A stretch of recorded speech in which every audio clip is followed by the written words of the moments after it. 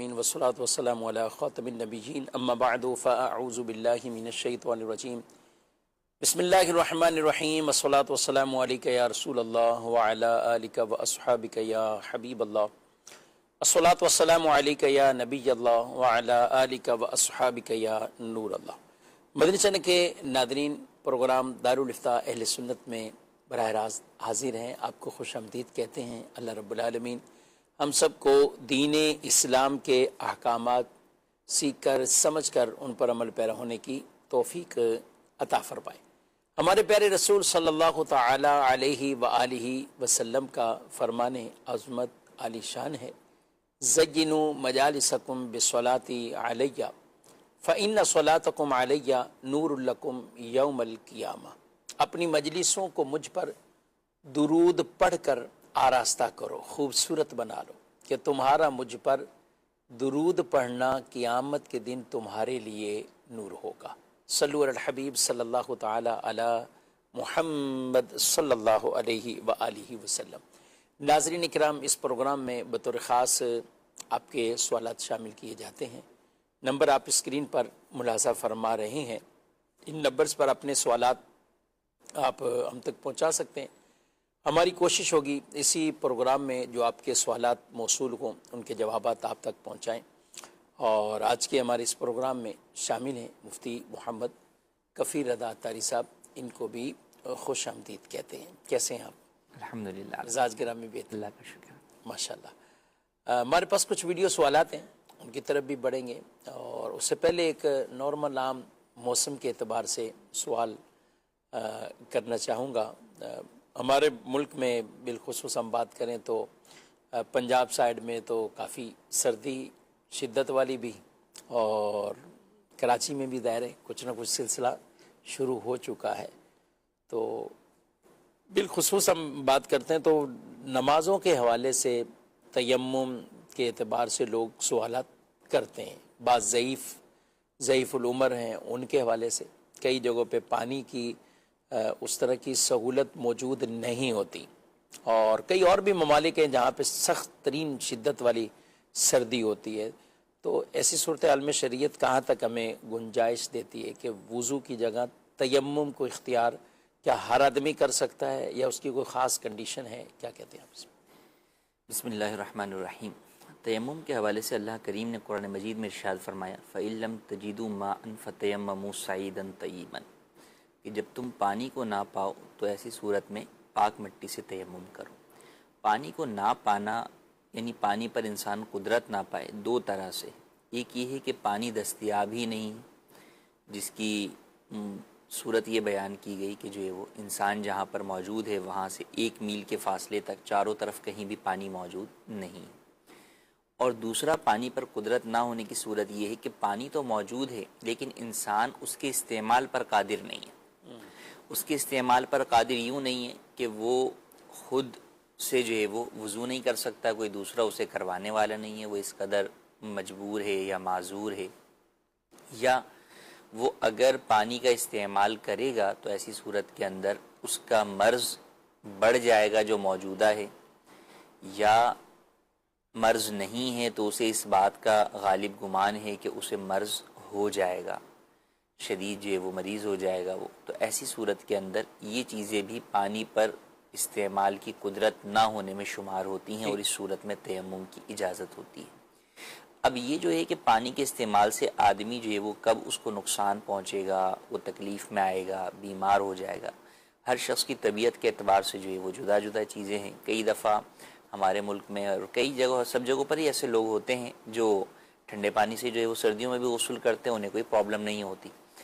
इसी तरह बाज़ वो अहबाब हैं कि जिनके लिए गर्म पानी करना मुयस्सर है, गर्म पानी मुयस्सर है या वो गर्म पानी कर सकते हैं, तो ऐसी सूरत में जब ठंडा पानी उन्हें नुकसान दे रहा है तो उनको हुक्म होगा कि वो गर्म पानी से वज़ू करें।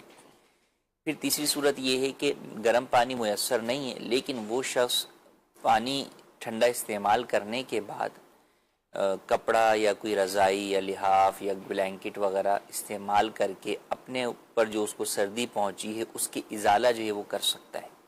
तो ऐसी सूरत में भी हुक्म ये होगा कि वो ठंडे पानी से वज़ू कर ले और फिर जो है वो ये तदाबीर इख्तियार करे ताकि बीमार भी ना हो और उसका वज़ू भी जो है वो हो जाए। लेकिन कई दफ़ा ऐसा भी होता है कि बाज़ अहबाब को ये चीज़ें इस्तेमाल करने के बावजूद भी जो है वो जो एक मरतबा ठंड पहुँच गई वो बहरहाल उनके लिए नुकसानदेह होती है, तो उनके लिए फिर तयम्मुम की जो है वो इजाज़त होगी, जबकि गर्म पानी दस्तयाब नहीं है। तो ये मुख्तलिफ जो है वो स्टेप्स हैं। तो मुतलकन जो है वो तयम्मुम की इजाज़त नहीं है सर्दी होने की वजह से, जहाँ पर पानी का इस्तेमाल नुकसानदेह होगा। और नुकसान से मुराद ये कि एक होता है नॉर्मल नज़ला ज़ुकाम जो है वो होना, वो तो सर्दियों में आम तौर पर वैसे ही लोगों को जो है वो हो रहा होता है। लेकिन बाज़ लोग वो होते हैं कि जो वाकई जो है वो शदीद बीमार जो है वो हो जाते हैं, या वज़ू में आम तौर पे इतना मसला बसा औकात नहीं होता, लेकिन अगर ठंडे पानी से गुस्ल करना पड़ जाए तो वो बहरहाल जो है वो काफ़ी आजमाइश कुन भी हो जाता है और उसकी वजह से तबीयतें भी बहुत ज़्यादा जो है वो ख़राब हो जाती हैं। तो उन सूरतों के अंदर फिर तयम्मुम की इजाज़त होगी, बशर्ते कि गर्म पानी दस्तयाब ना हो। और जहाँ गर्म पानी दस्तयाब है तो वहाँ फिर गर्म पानी को ही इस्तेमाल करके उन्हें वज़ू या गुस्ल करना होगा। यानी हर वक्त ऐसा नहीं है कि नॉर्मल आदमी को थोड़ी सी ठंड लग रही हो और वो कहे कि मैं, बल्कि वक्त का भी हिसाब है ना। जैसे सुबह फजर के अंदर किसी ने जो है वो करना है तो कई दफ़ा वो पानी अगरचे ठंडा सुबह भी है, दोपहर में भी है, शाम में भी है, लेकिन दोपहर के अंदर मौसम के एतबार से, मौसम में सूरज की तपेश, दीगर सारी चीज़ें, फिर पानी भी कुछ कदरे जो है वो नॉर्मल की तरफ जो वो होता है। जबकि सुबह फजर का मामला या रात में उठ के किसी टाइम उसको करना हो, या कई जगहों के ऊपर मगरिब या इशा के अंदर भी ऐसा होता है कि बहुत शदीद जो है वो ठंड हो जाती है, तो वहाँ पर बहरहाल उन औकात के अंदर इजाज़त होगी और आम दिन में ज़ोहर असर के अंदर इजाज़त नहीं होगी। तो इन चीज़ों को पेश नज़र रखना ज़रूरी। यानी तयम्मुम का ताल्लुक सिर्फ सर्दी के साथ नहीं है जी, यानी ये तो आम हालात में भी अगर मरीज़ की कंडीशन कैफियत के एतबार से, बीमारी के एतबार से, तो ये हमेशा के लिए मुस्तकिल है। जी, हर वक्त पाक ने एक सहूलत जो है वो दी है और इसको जो है वो वज़ू का जो है वो गोया के नाइब बनाया है, वज़ू का मुतबादिल बनाया है। लेकिन मुतबादिल का मुराद ये नहीं कि आप ये कर लें या ये कर लें, बल्कि नहीं, जब वज़ू पर कादिर नहीं होंगे, पानी पर कुदरत ना होने की वजह से, तो फिर तयम्मुम की इजाज़त। ठीक जी, नाज़रीन किराम, बढ़ते हैं आपके कुछ वीडियो सवालात की तरफ। मेरा नाम सलमान है। मरीज को लेबोरेटरी भेजने पे कमीशन लेना कैसा? जवाब इरशाद फरमा दें। जी, मरीज़ के लिए तयम्मुम पर तो गुफ्तगू हम कर रहे थे, तो अब ये नया टॉपिक है पूरा, और काफ़ी इस तरह मुख्तलिफ़ लैब की तरफ डॉक्टर्स ख़ुद ही रेफ़र करते हैं कि फ़लाँ की रिपोर्ट्स, तो क्या कहते हैं आप इसमें? देखिए, कमीशन लेना, बुनियादी तौर पर कमीशन लेना जो है वो जायज़ नहीं था, लेकिन चूँकि लोगों को इसकी हाजत बढ़ती थी तो इसलिए नबी करीम सल्लल्लाहु अलैहि वसल्लम के मुबारक ज़माने में भी जो है वो ये तरीक़ेकार राइज था, तो इसलिए इसकी ज़रूरतन इजाज़त दी गई। लेकिन इसको जो है वो कुछ चीज़ों के साथ जो है वो मुक़य्यद किया गया, कैद लगाई गई कि ये शराइत पाई जाएंगी तो कमीशन लेना जायज़ होगा, वरना जायज़ नहीं होगा। उसमें सबसे पहली जो चीज़ है वो ये है कि आपको कुछ ना कुछ उस काम के लिए मेहनत करनी पड़े। भाग दौड़ आप करेंगे उस काम के लिए तो कमीशन के हकदार होंगे। बैठे बैठे किसी को फ़ोन नंबर लिख कर दे देना, किसी को एड्रेस लिख कर दे देना कि फ़लाँ एड्रेस पे चले जाओ और मेरा नाम ले देना, वो जो है वो तुम्हारा ये काम हो जाएगा, तो ये चीज़ कोई ऐसी चीज़ नहीं है कि इसके ऊपर इंसान कमीशन या उजरत का हकदार हो, तो ये जायज़ नहीं है। तो आम तौर पे हमारे यहाँ जो इस फील्ड के अंदर, मेडिकल की फील्ड के अंदर जो कमीशन दिया जाता है वो आम तौर पे यूं ही होता है। डॉक्टर ने दवा रेफ़र कर दी, वो उस पर वैसे भी लाजिम है कि वो जो है वो दवा लिखें, क्योंकि वो मर्ज़ की तशख़ीस करता है और साथ में इलाज तजवीज़ करता है, तो वो दवा ही बताएगा, किसी भी कंपनी की जो है वो बताएगा। इसी तरह अगर टेस्ट की हाजत है तो वो तजवीज़ करेगा कि आप फ़लाँ टेस्ट जो है वो करवा लें। अब ऐसे में वो ये कहता है फ़लाँ लेबॉर्ट्री से जो है वो करवाइएगा, और साथ में ये भी कह दिया जाता है कि भाई मेरे कहने पर करवाइएगा, या मेरा नाम लेकर कहिएगा, या अपने लेटर हेड के ऊपर लिख कर देता है। जब वहाँ लेबॉर्ट्री में जाएगा तो गोया कि वो लेटर हेड देख के समझ जाएगा फ़लाँ डॉक्टर का है, तो उसके खाते में जो है वो ये टेस्ट का कमीशन लिख देगा।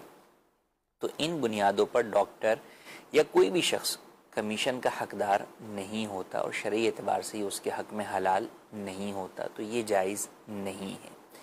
तो ये बहरहाल ये तिब के मामले में या मेडिकल की फील्ड में ये बहुत ज़्यादा है। वैसे तो बहुत सारे और दीगर जगहों के ऊपर भी जो है वो राइज है, लेकिन गुज़िश्ता दिनों भी दारुल इफ्ता अहले सुन्नत के अंदर एक साहब जो है वो आए और वो मेडिकल फील्ड से जो है वो ताल्लुक़ रखते थे, तो उन्होंने कहा कि इसके बगैर तो हमारी फील्ड के अंदर काम करना मुमकिन ही नहीं, ना मेडिसिन का, ना लैब का, ना सर्जिकल आइटम्स का।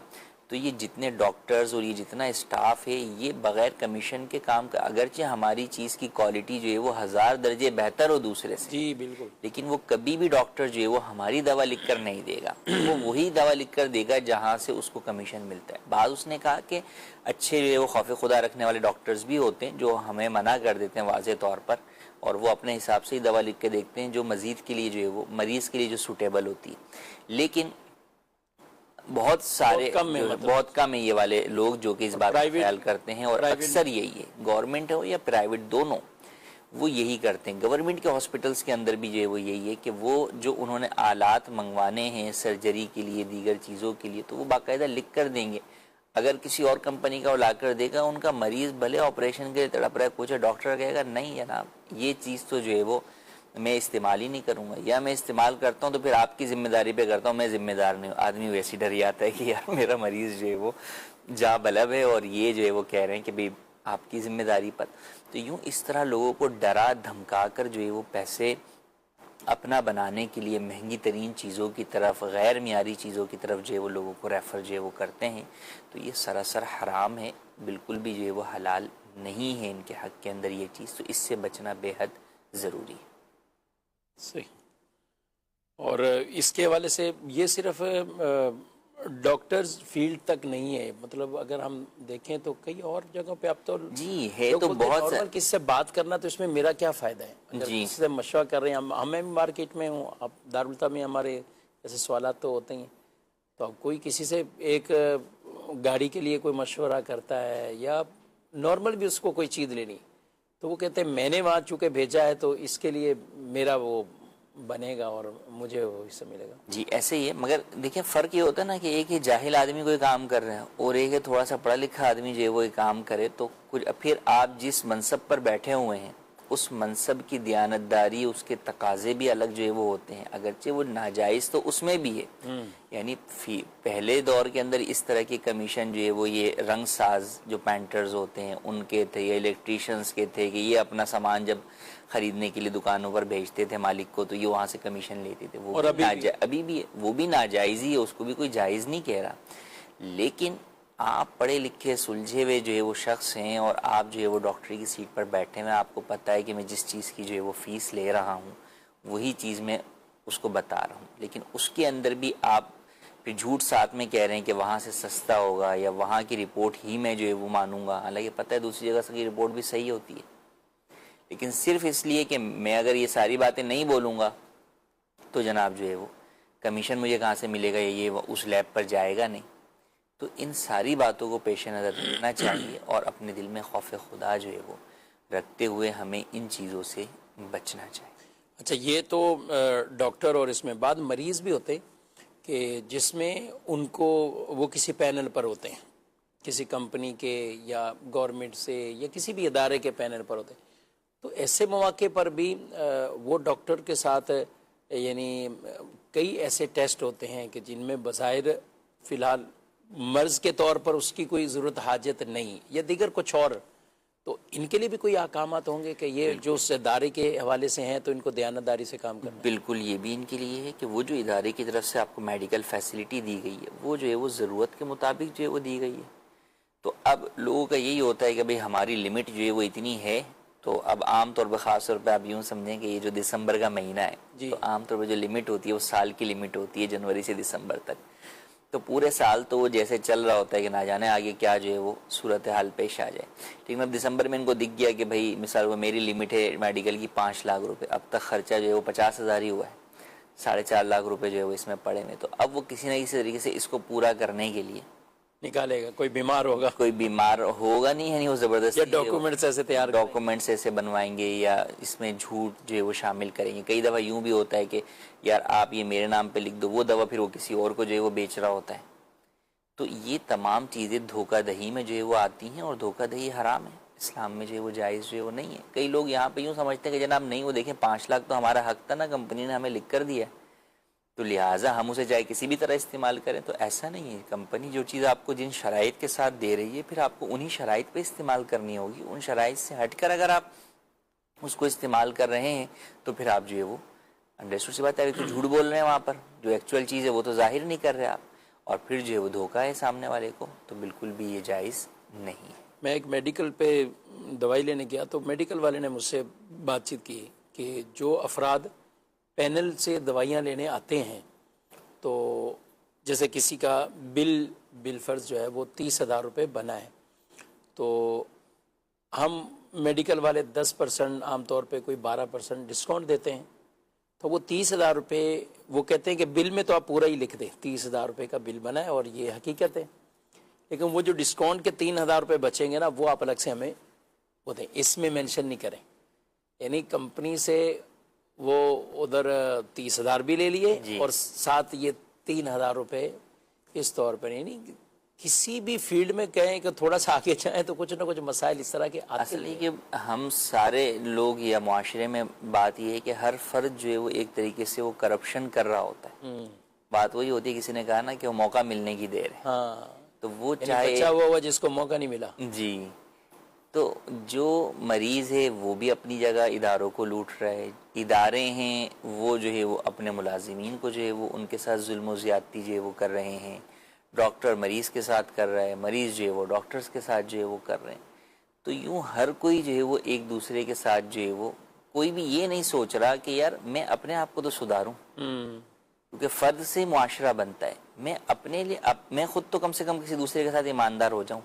वहाँ पर शैतान ज़हन में यही डालता है कि जब कोई तुम्हारे साथ ईमानदार नहीं है तो तुम्हें ईमानदार बनने का क्या शौक चढ़ा हुआ है, और सारे जब ये कर रहे हैं हाँ तो चले यार आप तुम भी जो है वो करो, तो ये तो समझे उसका बदल ही हो गया जो उसने तुम्हें चीट किया था। तो ये दुरुस्त नहीं है, यूँ तो मुआशरा कभी भी जो है वो सीधा नहीं होगा।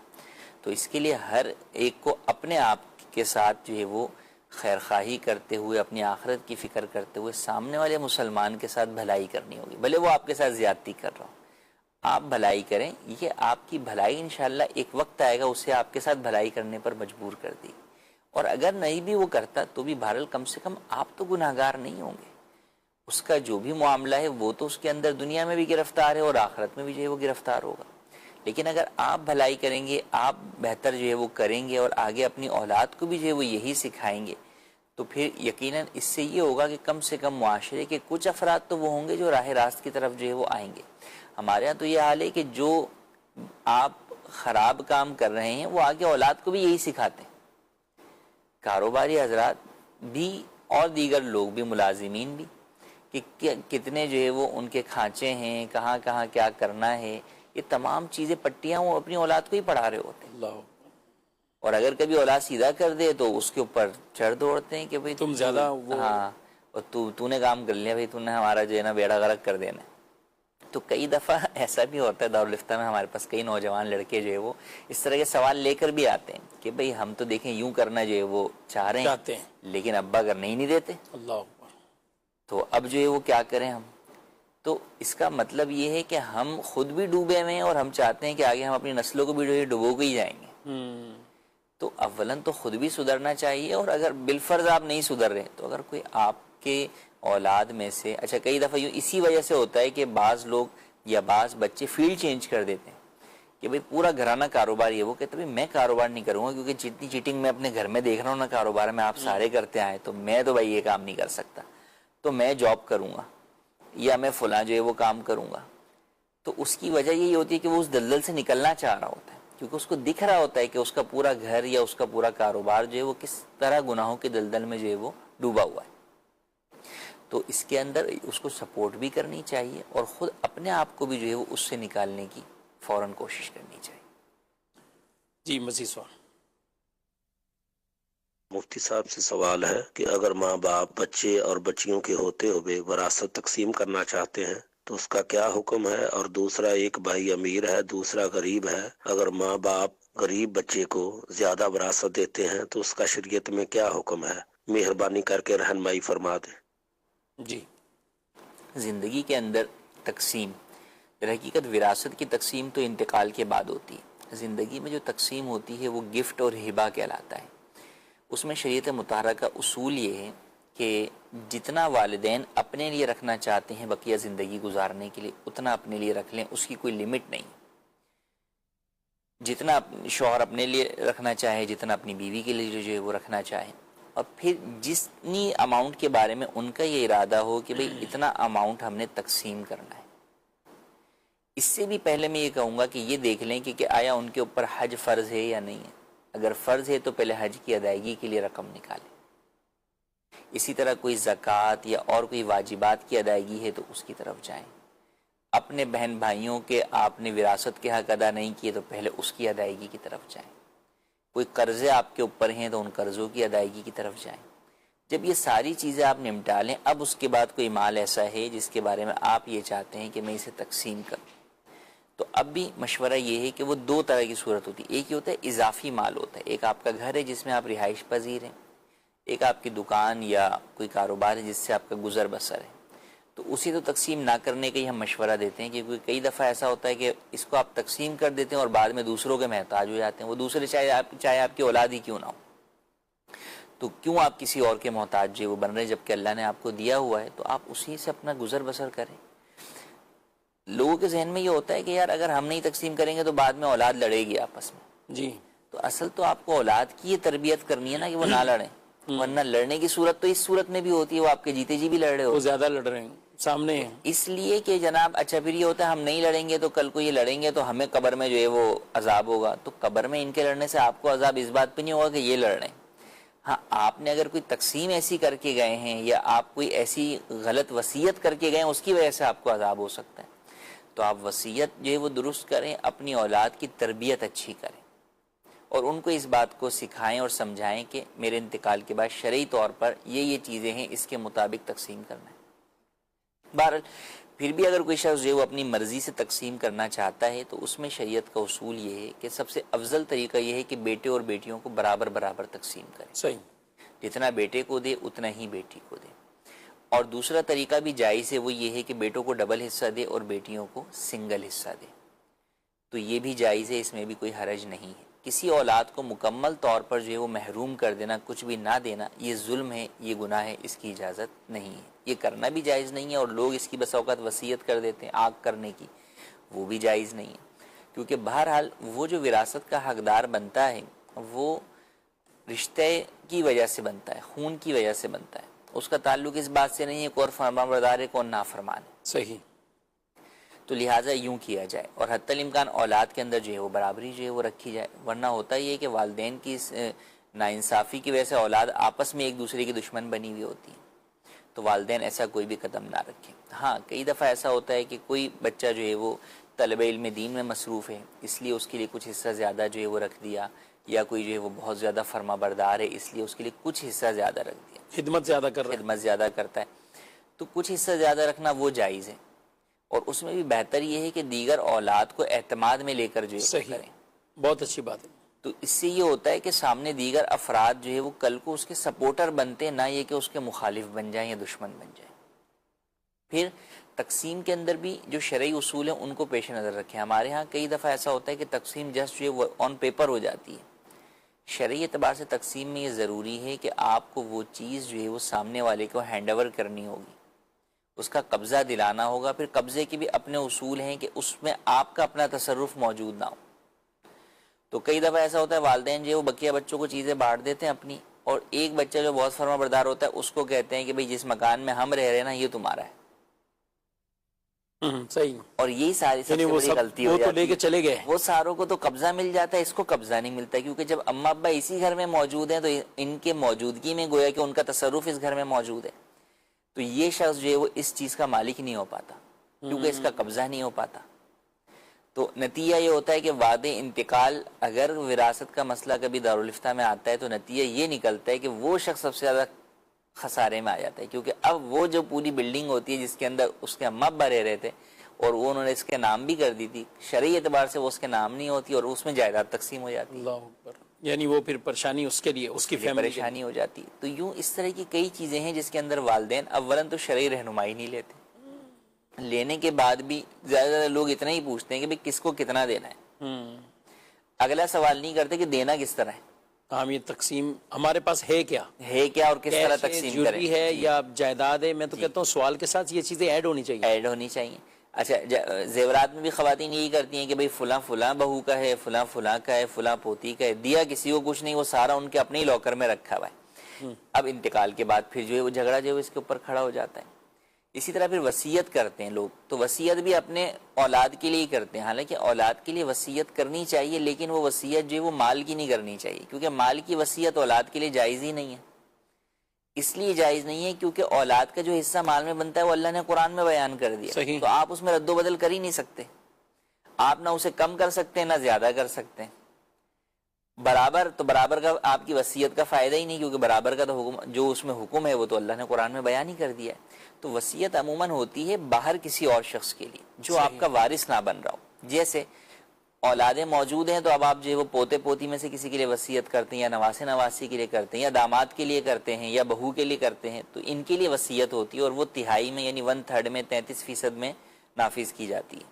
और फिर इन सबसे पहले जो ज़रूरी वसीयत होती है जिसको लोग भूल जाते हैं वो अपने आखिरत की वसीयत, कि आप अपने नमाज रोज़े के फ़िदिये की वसीयत करें, आप अपने ज़कात की अदायगी की वसीयत करें, हज नहीं किया तो हज बदल की वसीयत करें अगर आप पर हज फ़र्ज हुआ। यानी ये वो वसीयत है कि जो वाजिबा के हुक्म, जो वाजिबा के हुक्म में जिसका करना वाजिब है, कि ना करने की सूरत में इन चीज़ों का गुनाह तो अलग होगा जो चीज़ आपने अदा नहीं की, और वसीयत ना करने की वजह से अलग गुनाहगार आप होंगे।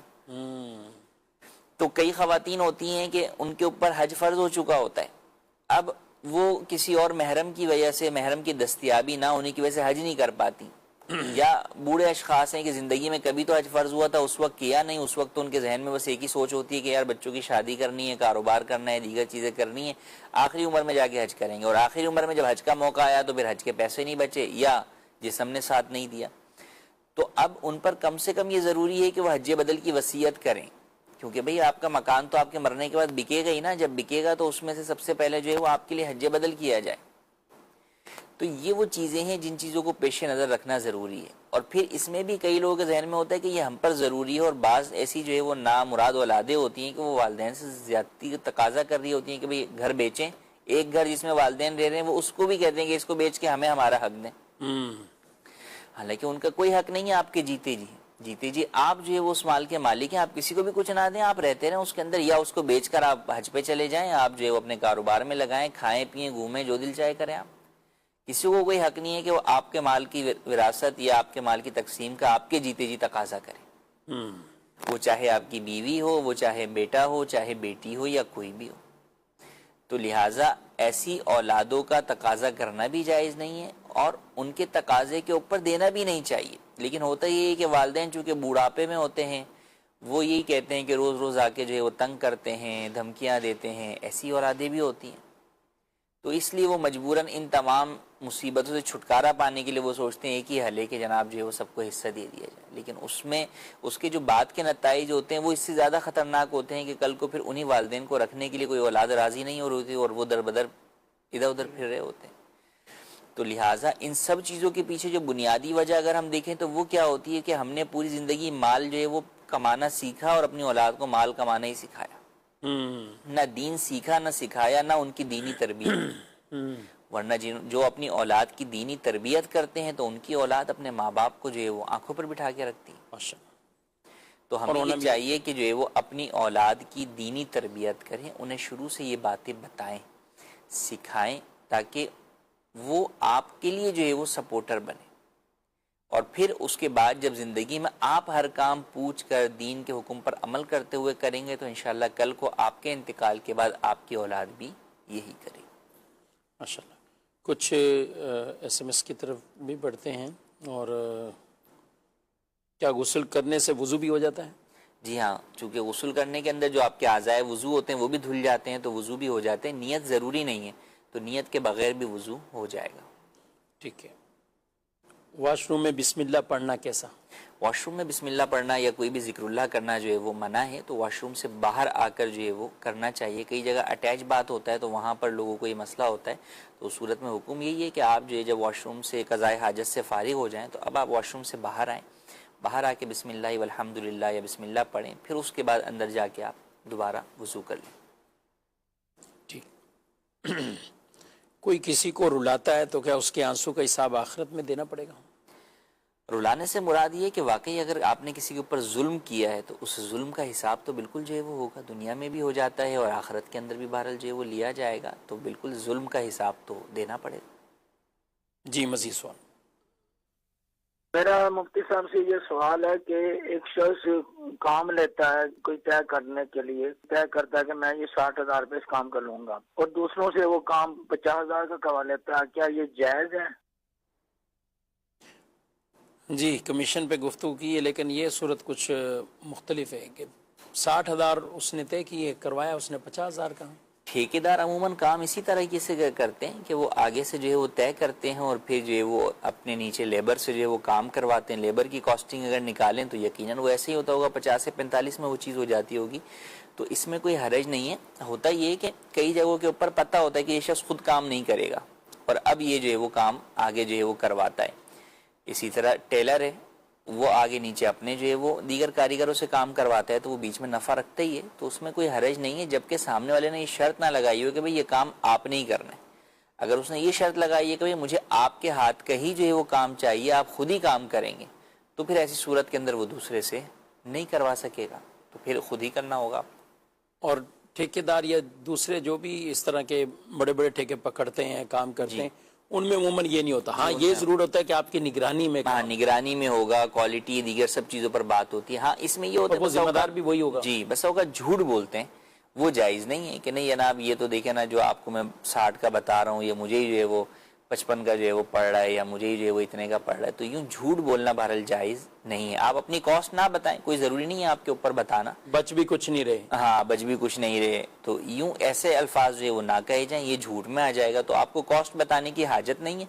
आप अपनी जो भी है कि भाई मुझे मैं इतने में जो है वो आपको करके दूंगा, तो यूँ इस तौर पर आप डील कर सकते हैं। अच्छा ठेका लेते हैं, उसके बाद कीमत बढ़ जाती है किसी चीज़ की, अब जब कीमत बढ़ती है तो ये फिर तकाजा करते हैं जी कुछ चीज़ों में, ना हो तो फिर उसमें क्वालिटी के अंदर कुछ फ़र्क डाल दिया, तो इसमें आप क्या कहते हैं? देखिए आमतौर पर ये उन ठेकों में होता है जिसके अंदर जो है वो मटेरियल साथ होता है, सामान के साथ के जो ठेके होते हैं। तो देखें जब आपने ठेका जो है वो लिया है दोनों चीज़ों के साथ का, तो जिस दिन आप तय कर रहे हैं उस दिन की कीमतें आप देख लेंगे। अब उसके बाद कीमत कम हो या ज़्यादा हो, दोनों सूरतों में वो अमाउंट अप एंड डाउन नहीं होगा। ठेका जिस कीमत पर हुआ है वही आपके ऊपर जो है वो लाजिम रहेगा। कई जगहों पर लोग लिखवा लेते हैं एग्रीमेंट में कि जनाब अगर जो है वो इस चीज़ के रेट बढ़ेंगे तो फिर ऐसी सूरत के अंदर बढ़ ही आएगा, तो ये लिखवाने भी जो है वो जायज़ भी नहीं है और इसकी वजह से एग्रीमेंट पर भी फ़र्क नहीं पड़ेगा। ठेका आपने जितने पर लिया है उसी के ऊपर आपको जो है वो कंटिन्यू करना पड़ेगा। आप ज़्यादती का तकाजा भी नहीं कर सकते और जो क्वालिटी आपकी तय हुई है उनके साथ उस क्वालिटी में कंप्रोमाइज़ भी नहीं कर सकते। ठीक मजीद सवाल। हुजूर अगर ज़ैद किसी नामहरम से बात करता है और वो उसको तोहफा देती है, ये उसको तोहफा देता है, इस तरह करना कैसा? जी नामहरम के साथ गुफ्तगू करना और उससे तोहफा लेन देना। नामहरम के साथ जो गुफ्तगू इस तरीके से की जाती है वो नाजायज़ होती है, इश्किया फिस्किया जो है वो गुफ्तगू होती हैं, तो वो करना भी जो है वो जायज़ नहीं है। और ये दो इश्क करने वालों का आपस में जो तहाइफ का तबादला जो है वो करना होता है, इसको फुक़हा ने रिश्वत करार दिया है, तो ये जायज़ नहीं है, ये एक दूसरे के हक़ के अंदर हराम है, माल ख़बीस है। तो हर एक पर लाजिम है कि वो इस तरह ना किसी से रब्ता करे, ना तहरीर में बात करने की इजाज़त है टेक्स्ट पर, ना जो है वो वॉइस के ऊपर बात करने की इजाज़त है, और ना ही इस तरह के तहाइफ के तबादले जायज़ हैं। जी मज़ीद सवाल। मैं मोहम्मद तारिक खान, मेरा ये सवाल है नमाज छोड़ने पर जुर्माना लेने का क्या हुक्म है? नमाज छोड़ने पर जुर्माना हो सकता है किसी मदरसे या स्कूल के वाले से जी, या उस्ताद कोई लेते हो, क्या कहते हैं? देखिए नमाज छोड़ना तो यकीनन जो है वो हराम है और कबीरा गुनाह है, मगर याद रहे कि इस्लाम में माली जुर्माना ये भी हराम है, तो ये भी जायज़ नहीं है। तो नमाज छोड़ने के ऊपर माली जुर्माना नहीं लिया जा सकता, ये जायज़ नहीं है। हाँ कोई सज़ा दे दे कि भाई ठीक है जिसने नमाज नहीं पढ़ी है तो वो जो है वो मिसाल के तौर पे 10 मिनट खड़ा रहे, 5 मिनट खड़ा रहे, तो इस तरह की कोई सज़ा वगैरह देकर ताकि बच्चे को अपनी उस गलती का जो है वो एहसास हो, तो यूँ तो हो सकता है। लेकिन बहरहाल जो है वो नमाज छोड़ने पर माली जुर्माना, और ये सिर्फ नमाज छोड़ने पर नहीं किसी भी चीज़ पर, बाज़ जगह होता है फ़ीस लेट होने के ऊपर माली जुर्माना लिया जाता है, तो वो भी जायज़ नहीं।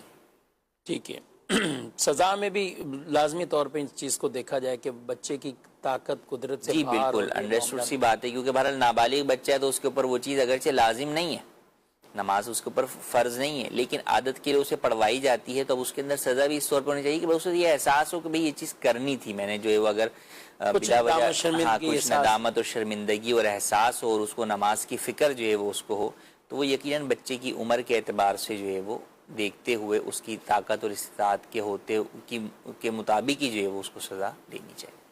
नाज़रीन इकराम, प्रोग्राम आपने मुलाज़ा किया है, आपके कई सारी सवालात ऐसे भी होते होंगे कि धैर्य जिनकी रहनुमाई बहुत ज़रूरी है और आपको पूछने भी चाहिए।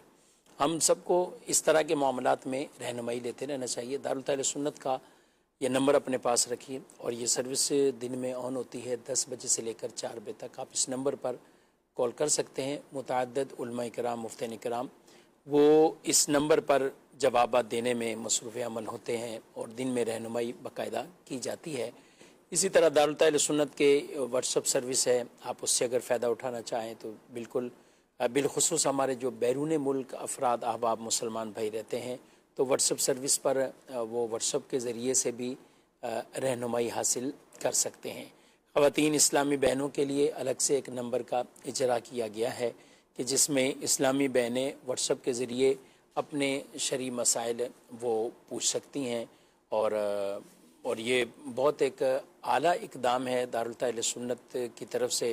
अल्हम्दुलिल्लाह दावत इस्लामी का ये एक शोबा है कि जिसमें ख़वातीन को जो जवाब देने वाले हैं आगे, तो वो भी ख़वातीन ही हैं, इस्लामी बहनें हैं कि जो अल्हम्दुलिल्लाह अब बाकायदा दरस निज़ामी से फ़ारिग होकर फिर आगे तखस्सुस फ़िल फ़िक़्ह ये करके बाकायदा एक दारुल्ता का हिस्सा हैं और पूरे मामलात जो शरीयत और पर्दे की रियायत के मुताबिक अल्हम्दुलिल्लाह ये चल रहे हैं।